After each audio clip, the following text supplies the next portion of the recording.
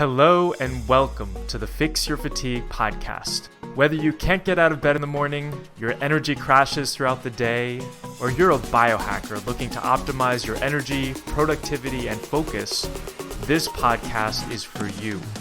I am Dr. Evan Hirsch, and I will be your host on your journey to resolving fatigue and optimizing your energy. And we'll be interviewing some of the top leaders in the world on fatigue resolution. Welcome. Hello and welcome to the Fix Your Fatigue podcast. I'm so glad that you're joining me here today because today we're going to be talking about essential oils with my good friend Jodi Cohen and how they relate to energy and fatigue. So let's learn a little bit about Jodi. So Jodi Cohen is a best-selling author, award-winning journalist, functional practitioner, and founder of Vibrant Blue Oils, where she has combined her training in nutritional therapy and aromatherapy to create unique proprietary blends of organic and well-crafted essential oils. She has helped over 70,000 clients heal from brain-related challenges, including anxiety, insomnia, and autoimmunity.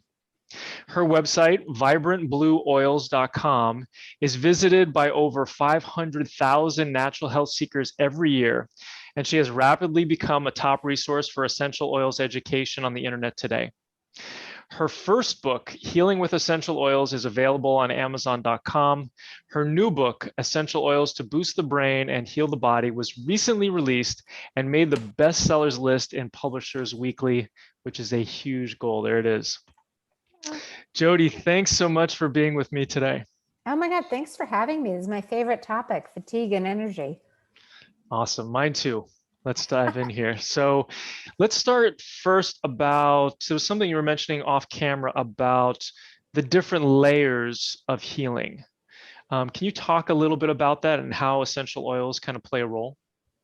Yeah, if you really think about our currency, right, is energy. And what drains our energy? It can be physical, like moving around. It can be mental, like really having to concentrate and focus. It can be emotional, getting angry. That takes a lot of energy. Being anxious takes a lot of energy. And so what I love about oils is that they help on all levels. They can help you have more physical energy. They can enhance the oxygen flow to your brain so that you can think more clearly. Or, the signaling of the nerves to your muscles so that you can move faster. It can help, like rosemary, certain things that you can smell can help you to focus and concentrate or remember.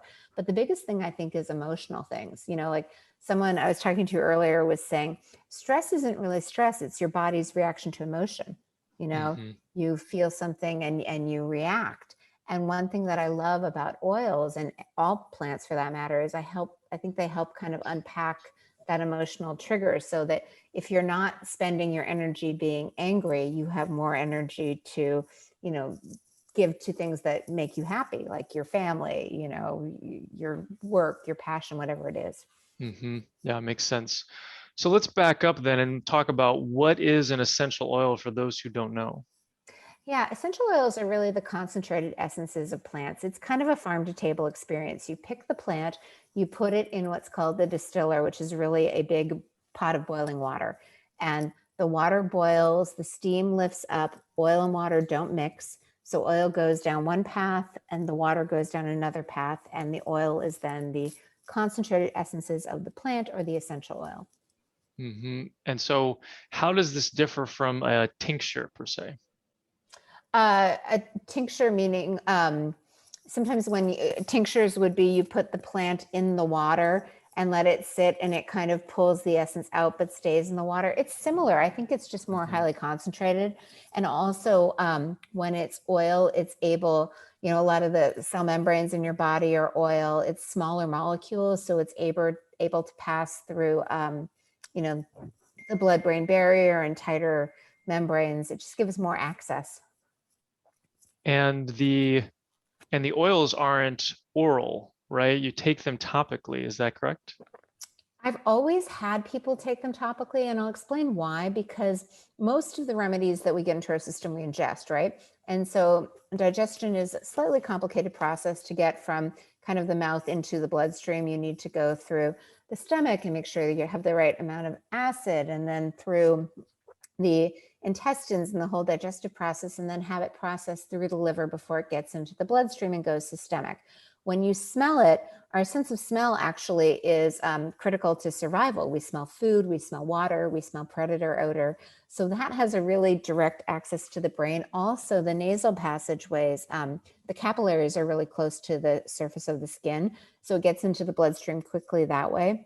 And then transdermally, we know that hormone creams, nicotine patches, anything you put on your skin gets into your bloodstream. But the other interesting aspect of essential oils is they can be used kind of like acupuncture needles to stimulate reflex points.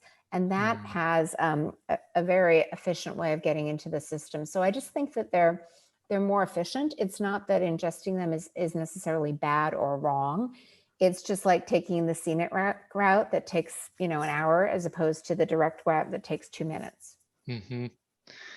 I love that. And I like that idea about putting the oils on the acupuncture points. Yeah. That sounds very powerful. It is really powerful. And it's kind of, I think, especially in this recent time period where we're kind of in our homes with, like going places felt hard. And the more we could simplify self-care, the easier it was. There's a point that I really love for the listeners. If you feel behind your earlobe, you'll feel a bone. That's your mastoid bone. That is the point where your vagus nerve, cranial nerve number 10, is the most accessible to the surface.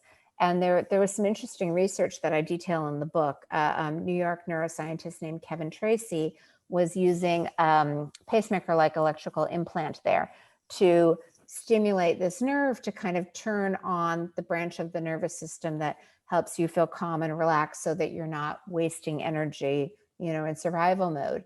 And when I was reading this research, I realized, oh, he's stimulating that nerve. And oils we can talk about a bit more, but they can be hot or stimulatory. And what that typically means, like peppermint, rosemary, oregano, thyme, clove, some of the spices, if you were to put a drop on your arm, it might turn red. The skin might turn red, or it might feel a little hot to the touch. If this happens, remember, oil and water don't mix. So you would just take any oil, anything in your kitchen, olive oil, coconut oil, and dilute it with that second oil, and then it would feel less hot, less warm. But it's really effective if you want kind of a high impact stimulatory reaction. You can use a stimulatory oil. I like clove, which, it's chemistry. It takes like 20 minutes on its own to get through the skin. But if you combine it with a citrus oil like lime, it gets in much more quickly, and it works much more like an acupuncture needle. And we can talk more about different points. But sometimes when digestion is compromised and you have people that are super sensitive to everything, it's sometimes easier to use oils on acupuncture points to kind of gently start the process of healing. Mm-hmm. Yeah, I love that option. It's really great. So let's talk about how essential oils can help improve sleep and boost energy. Yeah, it's interesting. There's tons of research on certain oils like lavender and chamomile and their sedative properties, right? So because when you inhale an oil, it's causing chemical reactions within the olfactory system and helping to calm the brain and calm kind of the chemical messengers in the brain. So just inhaling something before sleep is great. You can add it to one thing that I like that seems to work well for most people is Epsom salt baths. 2 cups of Epsom salt, 1 cup of baking soda, and then a couple drops of an oil like lavender, but mix the oil into the salt before you add the hot water. And it provides this kind of full body relaxation experience because the hot water opens the pores. The Epsom salt is magnesium and helps to carry things into your body. So it carries this sedentary property into the body. And there are also ways that you can use oils for different kind of sleep disruptions, like challenges falling asleep or staying asleep. Gotcha. So Yeah. then in terms of the, how are your products named? Are they named like lavender, chamomile, or do you have something that's an actual sleep formula? I have 2 sleep formulas. I have one called circadian rhythm that helps to trigger the pineal gland to release melatonin, and one called sleep that's more relaxing. The best two oils for sleep are valerian root and spikenard. They both smell badly, like stinky feet. So valerian root is the worst. So spikenard, when mixed with some other oils, like a lot of citrus and lavender and chamomile, is far more tolerable. And it's really kind of relaxing. It's great. Especially I bring it on red eyes all the time. It just helps you kind of, it pushes you over the edge into sleep. But one thing that I do that's different, I know there are tons of great oil companies out there and great oils. Most of them are singles. They offer the single oil, the peppermint, the frankincense, the lemon. And what I've done is recognize that in research, a lot of times the benefit comes from combining the oils. It's not just one oil in isolation, it's the synergy. But the synergies that are made are kind of chasing symptoms. And you and I both like to address the underlying root cause. So what I really tried to do was formulate oils to help, balance the adrenals, put the adrenals in balance. We both know it's not just the organ in isolation, it's whatever they're reacting to that's causing it to constantly be releasing cortisol. But the more you can kind of line everything up to harmonize and balance, the easier it is to stay in balance. So that's what I've tried to do with oils, especially for anyone who is sensitive to supplements or, compromised in their ingestion capacity. If you can apply it topically and put it in balance and then maybe take something internally, you're kind of hitting it from all angles. Yeah, that makes a lot of sense.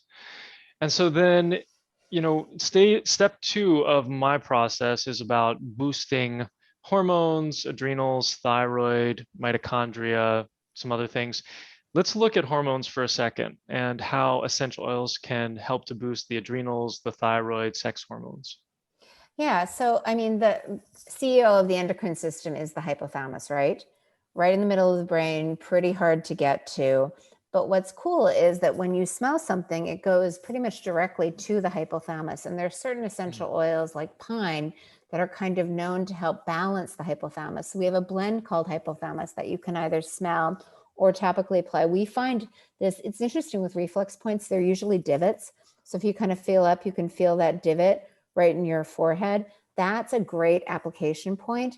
And a lot of times, I don't know if you find this, but sometimes people are switched. Like you give them something that should relax them and it makes them hyper, Right. or something that should give them energy, puts them to sleep.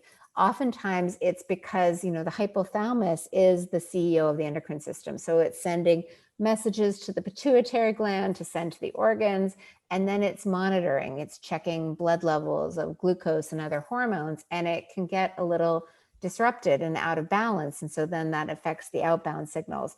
I find that oils are a really good reset button, either smelling them, topically applying them, and that can help, we're so good at the obvious culprits. We know how to balance hormone levels with the, supplementing the adrenals or the thyroid, but sometimes it's harder to get the upstream aspect, especially because it's really hard to get remedies into the brain because very few things can cross the blood-brain barrier. And so it sounds like that would end up helping everything downstream. Exactly. And they all play Okay. into each other, right? The thyroid Right. plays into the adrenals. Absolutely. So let's talk a bit about blood sugars. How do essential oils regulate blood sugars? There's a lot of interesting research about, especially insulin, and one of the big challenges. So there's, blood sugar in your system. The pancreas releases insulin to carry the sugar out of the system into the cells, but sometimes the cells get resistant to the insulin, so they don't take it up. So that throws it off. Again, the hypothalamus helps to kind of modulate the blood sugar levels, but also smell plays an interesting role in satiety. There's some research that I quote in the book. This researcher by the name of Alan Hirsch did research on just smelling peppermint and kind of how that helps to reset the insulin receptors. And there's also interesting research, intranasal insulin, like there's an insulin signal in the brain. It's not just in the pancreas and the body, but there's one in the brain. So I'm sure you find this sometimes when you reboot the brain, it helps the body. Like if you can do, like if someone says, I want to lose weight, I'm thinking maybe I'll exercise or maybe I'll diet. But if you combine both, you get better results. So the more angles you can hit things from, I think the more effective the results and the faster. That makes a lot of sense. And then one of the things you talked about previously was the vagus nerve. And I really love that formula, parasympathetic. Can you talk to us a little bit about that formula and its relationship to the vagus nerve? Yeah. So what's interesting, the vagus nerve is the longest nerve in the body, and it serves many functions. It innervates many organs. But one thing that it's really helpful in is helping your body to switch into the parasympathetic branch of the nervous system: rest, digest, and heal. Sympathetic is, our body's operating system is our autonomic nervous system. It controls our automatic functions, and it's designed to keep us alive.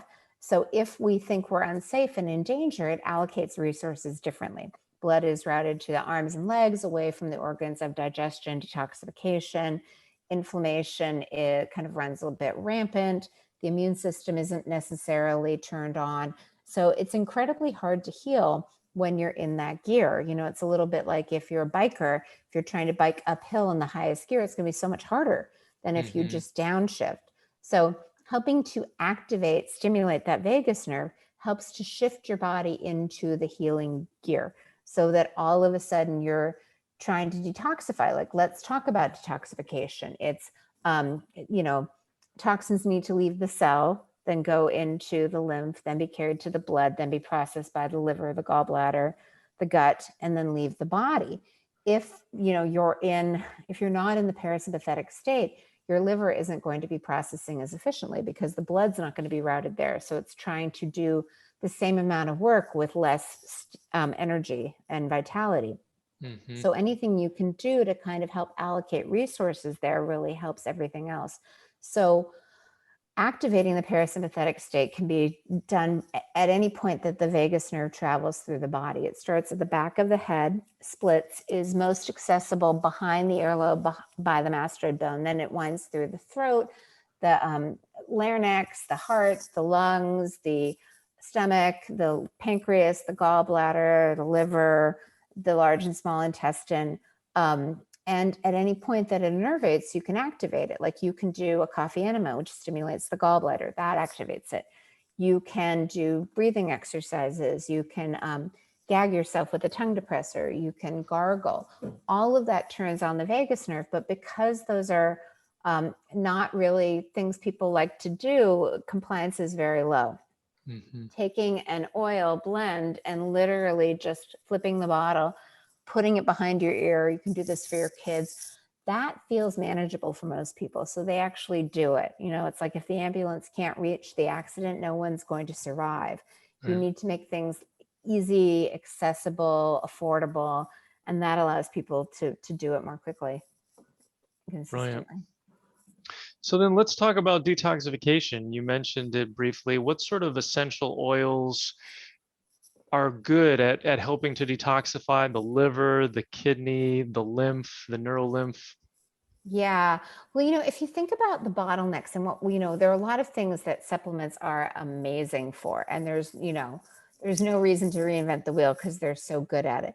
And then if you think about things that are harder to access, like the lymph, the lymph doesn't move on its own. This is one reason that moving your body, exercise, is really good, is it helps to kind of push the lymph along and help drain down the side and carry the garbage out of the body. Like, what most people don't realize, the neck is the biggest bottleneck in the body. While you're sleeping, your brain actually shrinks by as much as 60%. And the lymph is involved in brain cleanage. It's called the glymphatic system, the glial dependent lymphatic system. And it washes through the brain and clears out metabolic waste and any toxins. And then ideally it drains down the side of the neck. So, as the eggs are out to leave the body. But one thing that can happen is the neck can be pretty congested. There's a lot going on in the neck. You've got your structure, your muscles, your nerves, your lymph, your vascular system. And it kind of, if one part is congested, it congests into another part. Like, think of maybe sitting in the middle seat in the airplane between two linebackers. Are you going to be able to put your arms on the armrest? Probably not, because they're probably congesting into your space. So imagine now your lymph trying to drain down the neck, and you've got maybe the vagus nerve is congested, maybe the vascular system is congested. So our friend Christine Schaffner kept bumping into this with her chronically ill patients. And she actually used a sonogram, what they use for ultrasounds, to take some pictures of the neck and see how that lymph was congested. And then they were trial and erroring it, like putting different topical applications on the neck to see what helped move the lymph. And castor oil works. Essential oils really seem to amplify that, because if you think of the role that oils play in plants, they really are helping to move fluid. The water is down in the ground with the deep roots. The leaves might be hundreds of feet in the air. So they really help with movement, with directionality. Most people don't realize that the lymph drains primarily on the left side of the body, 75%. So the congestion points are the neck. So anything you can do, even just using your fingers, or castor oil to kind of stroke the neck in a downward motion, adding oil to that just amplifies it. And then another bottleneck point, you live in Olympia, I'm in Seattle, Tacoma's between us. That's always a bottleneck, right? There's always crazy traffic, probably 2 a.m, crazy traffic. Your left clavicle, that's Tacoma. That is crazy traffic. So anything you can do, even just with your hands, if you're kind of rubbing under your clavicle and it feels a little tender, don't worry, but that's just an indicator, hey, that might be congested. So oil there is a great point. Under your arm is another congestion point of lymph nodes. So just, it's a little bit like, untangling the traffic and just helping everything, giving it more access to shepherd the toxins out of your body. So they leave your body so that you don't have to repurpose them again. So that's where I think oils is. I think lymph is one of the most underlooked elements of health. And I think oils are one of the best ways to move lymph. And what is the name of your lymph products? It's called Lymph. It's just called Lymph. We're very creative. We're very subtle. And what sort of essential oils do you have in there? We have a combination of oils. I actually, I give the whole recipe in the book, which is one reason it's great to get the book. But one of the things that I try to do with oils, it's a little bit like cooking, right? So sometimes, things are a combination of salty and sweet. What I'm doing with the lymph is really trying to kind of like Vitex berry is in there. And so it's kind of this combination of opening up, so spearmint, and then bringing down. So, one oil is more vasodilating and expansive. Another is kind of downward movement. And then some just kind of combine it and amplify it together. Excellent. Yeah. And so we talked about what I call step 3, which is opening up the detoxification pathways. And then in step 4, we're big on removing the environmental toxins, so heavy metals, chemicals, molds, infections. And I know that some people might be thinking that essential oils couldn't possibly help with getting rid of infections. But I also know you and I have spoken about how they're definitely strong enough, and they can even cause a Hirsch type reaction or a die-off type reaction. Can you talk a little bit about what sort of oils can be helpful for getting rid of infections?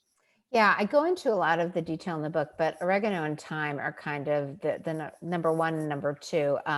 Carvacol and thymol that are in those have the most antimicrobial, antibacterial, antifungal. They're kind of amazing at everything. But again, they kill a lot. So you really want to make sure that your drainage pathways are open before you start killing and having die off. The other one that I really love is clove. Like that's part of the reason that I use it in the parasympathetic blend. And one thing that Dr. Schaffner taught me also that's interesting is a lot of pathogens hang out in the neck because it's got the most oxygen-rich blood, right? Save the best blood to go to the brain. So I guess her colleague used to say, if I was a parasite, I would hang out where the blood was the best. So kind of in the veins of the neck. And one thing that they noticed, we talked a bit about the vagus nerve, this idea of vagus nerve toxicity, also known as the vagus nerve infection hypothesis. Michael Van Eckler from Tufts University talked about how sometimes there's a small infection in the vagus nerve that the whole body interprets as like sickness response, cell danger response. Right. And the reason that can happen, the biggest garbage site in your body is your mouth, right? You're exposed to all the pathogens from your food. If you have any kind of dental work, root canal, metal amalgams, kind of cavitation, they pulled your wisdom tooth and there's an open socket. That's where things can kind of build up. And the garbage from the mouth is draining along the jawline, along the trigeminal nerve. So we're just going to think of this as an intersection. The trigeminal nerve comes up behind the earlobe, intersects with the vagus nerve. And if the lymph is congested, and so the toxins aren't draining, they just kind of sit too long, and just like food that sits too long can rancidify and petrify, toxins that sit too long can get uptaken by the nerves. Nerves have a really high affinity for toxins. So now suddenly the toxin is hanging out in the nerve.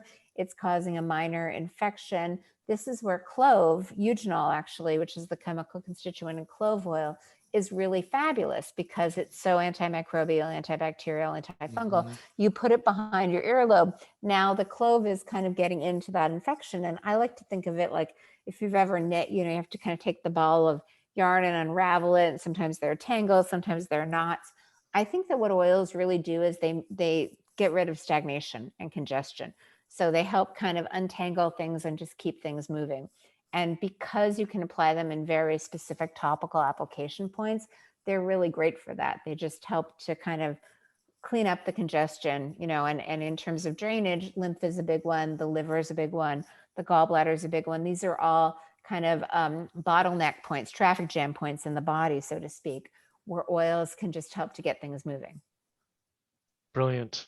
Yeah, I think that infection, the vagal infection hypothesis is really interesting. And I think we're going to be learning a lot more about it in years to come. So people are, I would imagine their interest is piqued on essential oils. Where can they go to learn more about you, learn more about essential oils?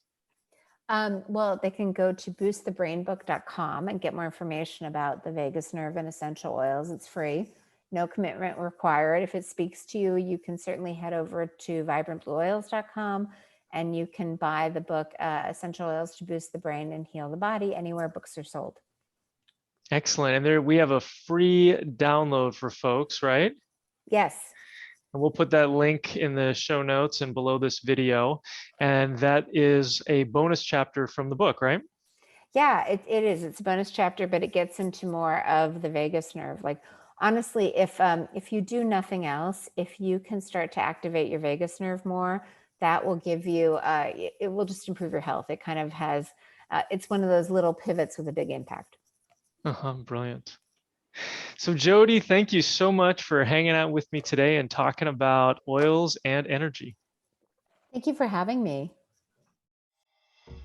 I hope you learned something on today's podcast. If you did, please share it with your friends and family and leave us a 5-star review on iTunes. It's really helpful for getting this information out to more fatigued people who desperately need it.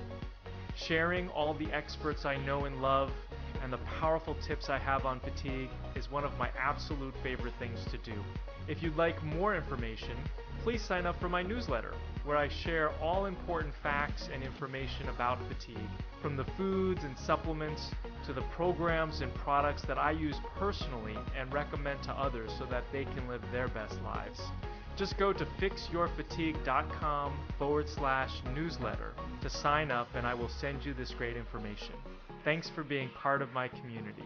Just a reminder, this podcast is for educational purposes only and is not a substitute for professional care by a doctor or other qualified medical professional. It is provided with the understanding that it does not constitute medical or other professional advice or services. If you're looking for help with your fatigue, you can visit my website and work with us at fixyourfatigue.com. And remember, it's important that you have someone in your corner who is a credentialed healthcare professional to help you make changes. This is very important, especially when it comes to your health. Thanks for listening, and have an amazing day.